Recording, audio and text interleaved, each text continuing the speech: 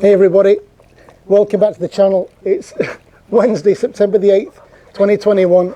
A brief show of Alfie to say welcome back as well. He's £53 now, 7 months, that's enough of him. Go on, off you go. He'll be just running around the garden for a while. Welcome back. It's been a long time since I was here. It's good to be back. Circumstances as to why I couldn't do it, we had a death in the family and then it's just been work and other stuff going on. But it's good to be back. Headlines on Wednesday, September the 8th, 2021. Usual COVID stuff from US and Florida. We're going to get some stats on vaccinations from around the world. We'll have a quick look at the positivity rate in Florida and in Orange County. We'll also look at the travel ban the US is still implementing on Europe and the UK. What are the major British airlines doing in terms of when they're flying direct to Orlando again? That's British Airways, Virgin Atlantic and TUI, and also what's happening with Aer Lingus. Then we'll look at some Disney news from Universal Studios Orlando and also SeaWorld Orlando, and finally a bit of the weather. Okay, before we get cracking, if you've been around this channel for quite a while, thanks again for joining me. If you've not yet subscribed, I would urge you please to do so. It helps the channel out a lot. And please do like and comment as well. It sends the algorithm all giddy and it likes all that. So, okay, let's get on with it. US daily cases, then the 7-day moving average was 136,079 as of Monday. From the chart, it looks like new cases are dropping, but this could be just because it was the Labor Day weekend. We'll see what happens with the numbers next week. US active cases are 8.8 million, which is similar to the highest number from January 2021. US deaths on a 7-day moving average were 1,161 yesterday. Again, the slight downwards trend may be due to the Labor Day weekend. What is clear is that the number of deaths compared to cases is much lower than at the peak in January. In Florida, it looks as though new cases have dropped off a cliff, but I do think that Labor Day delays in reporting will see the blue line heading up later this week. Florida had a new high in August and that was maintained for around 3 weeks. It's hoped that we are now going to see that going downwards. However, college football, or American football to those outside the US, started again this last weekend, and several of those stadia have capacities in excess of 100,000, so that might contribute to another little spike in new cases. Active cases in Florida is currently at the highest level it's ever been. As of Sunday, there are almost 1 million people infected with COVID in Florida. That's close to 5% of the population of the state. Deaths in Florida due to COVID on a 7-day moving average are just 62. The way that deaths in Florida are recorded has changed recently. It's gone from being counted on the day that they were recorded to being counted when the death certificate is processed and a date of death then recorded.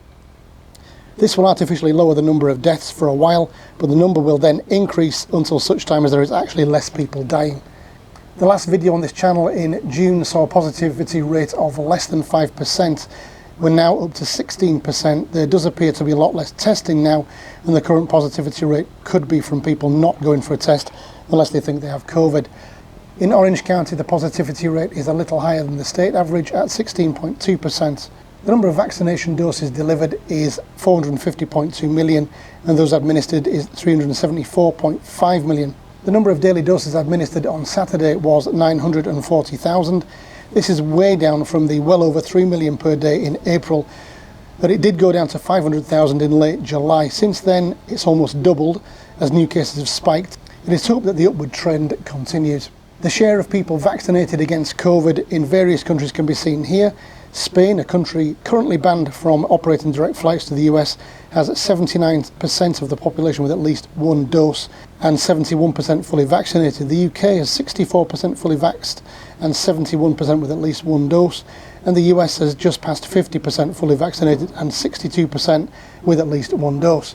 Florida ranks 15th in the states for the share of people who have received at least one dose of vaccine, and also 15th for the share of people who are fully vaccinated.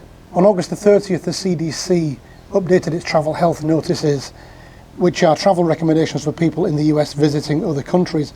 Both the UK and Ireland remained at level 4, the highest level, and travel is to be avoided to those countries. At level 1, the lowest level on the CDC ladder, are still quite a few countries I am personally puzzled about. If they are at level 1, why isn't the UK, Ireland and Europe As a reminder, here is a list of travellers that are currently prohibited from entering the US directly if they've been in one of the banned countries at any time during the last 14 days.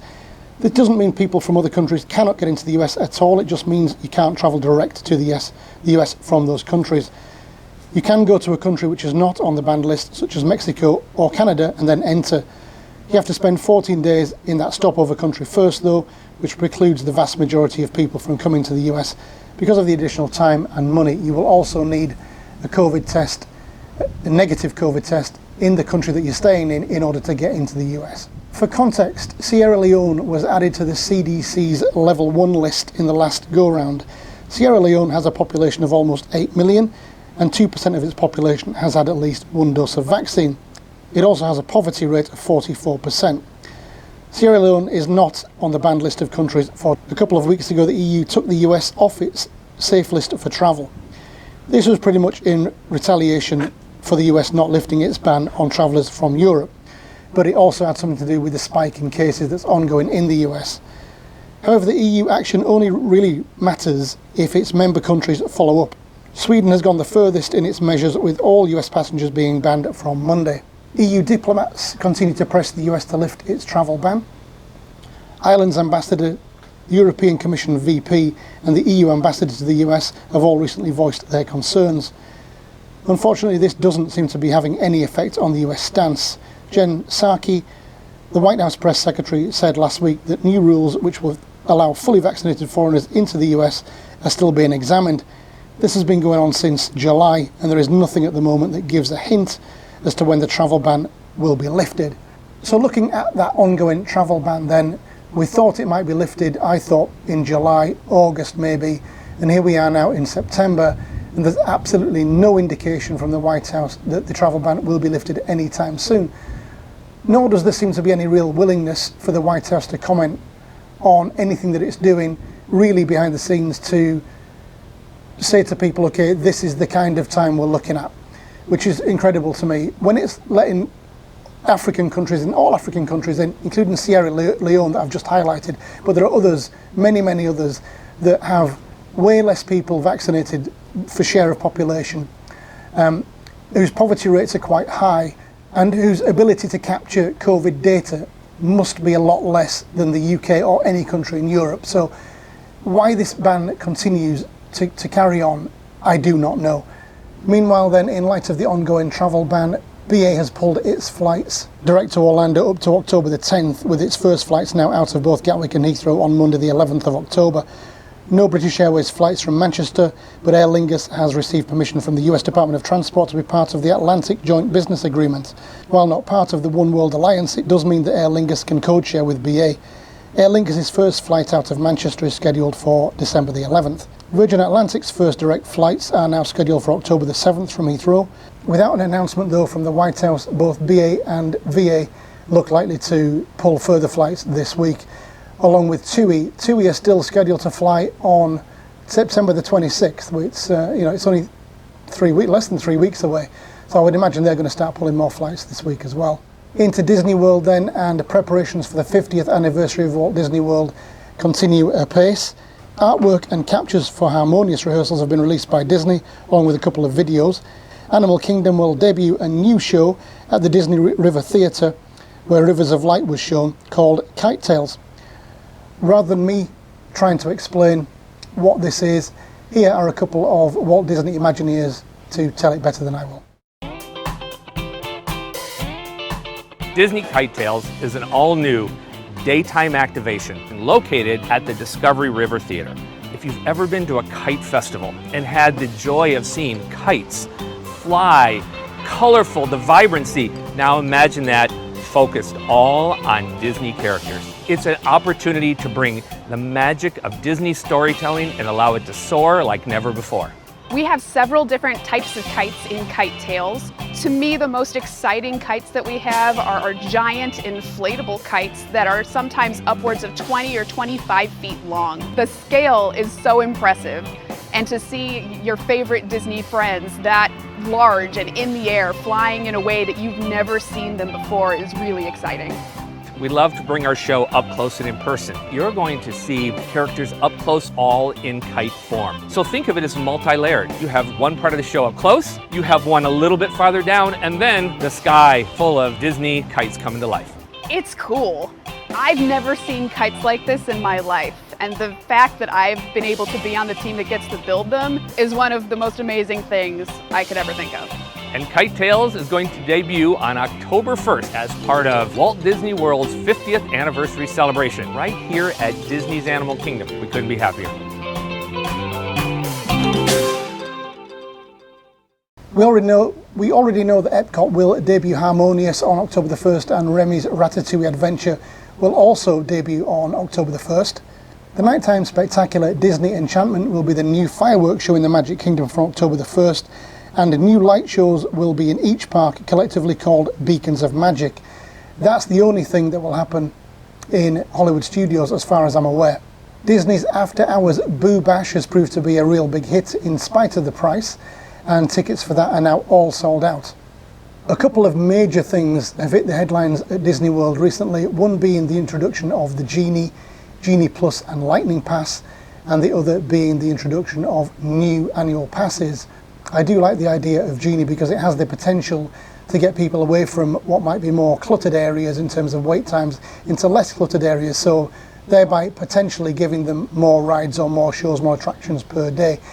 Genie Plus comes at a price, $15 at Walt Disney World, and the Lightning Pass is going to be a per ride ticket. So the more money you have to spend, basically, the more you can do at Disney World, which hasn't been a thing at Disney, although it has at SeaWorld and Universal. So you could say that Disney is catching up with those two, but to me it just loses some of that magic. But I am going to do an in-depth review of Genie, Genie Plus and the Lightning Pass. The new annual passes just were a shock to me.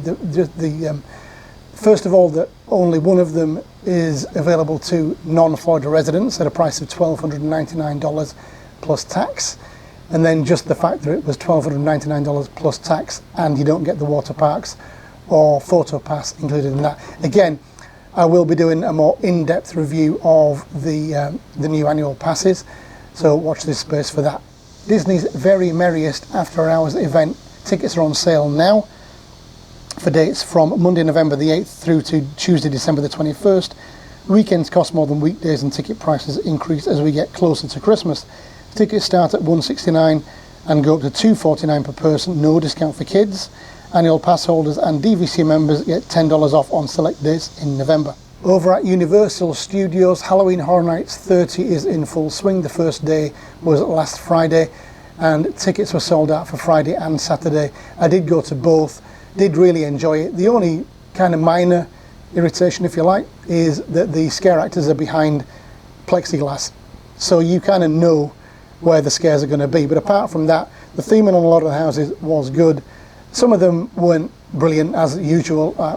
Beetlejuice, for example, was a bit like Alice in Wonderland was in 2019. It was just a bit, okay, what's all this about, rather than being a scary house. We did manage to get through all of the houses in 2 nights, despite being away from the park for 3 hours on opening night due to basically torrential rain, and that wiped out one of the houses we were in, or sorry, we were lining up for, because that house was actually flooded inside. But we did make it through 5 that night and 5 the following night, and we actually left the following night, the second night, at 9:30, so we did quite well. Halloween Horror Nights 30 goes on until October the 31st on select date. Tickets are still on sale from a single night at $70.99 plus tax if purchased prior to getting to the park, right up to the Ultimate Frequent Fear Pass with Express for a whopping $749.99 plus tax. SeaWorld will host Howl O Scream for the first night on select nights starting on September the 10th, right the way through to October the 31st. A one-night ticket will cost $41.99 and up, depending on the date. The unlimited ticket costs $129.99. Howl O Scream has 4 houses, 2 shows and 4 scare zones. A quick look at the Walt Disney World availability calendar, although that's getting much less important now.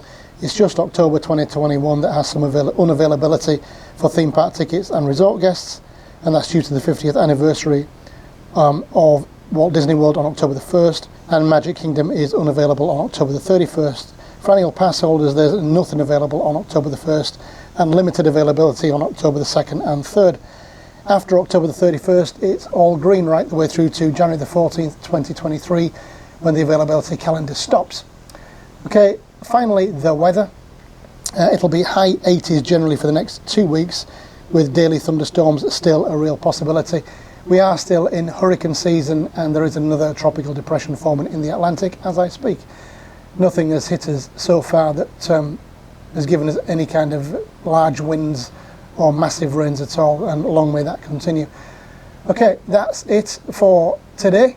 Hope you enjoyed that. It's good to be back. As I say, if you do like the channel, if you've been around for a while and you'd like to continue having more of this stuff, please do give it a like, do comment if you want to, and subscribe if you want to as well. That would be awesome. The channel is completely free. There's no Patreon, no memberships, nothing at all. All completely free, all videos to all people.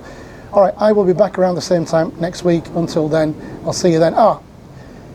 The giveaway, lastly but not leastly, the giveaway, the 3,000 subscriber giveaway is going to happen. I will be back in Universal Studios fairly soon, and I will have that video up.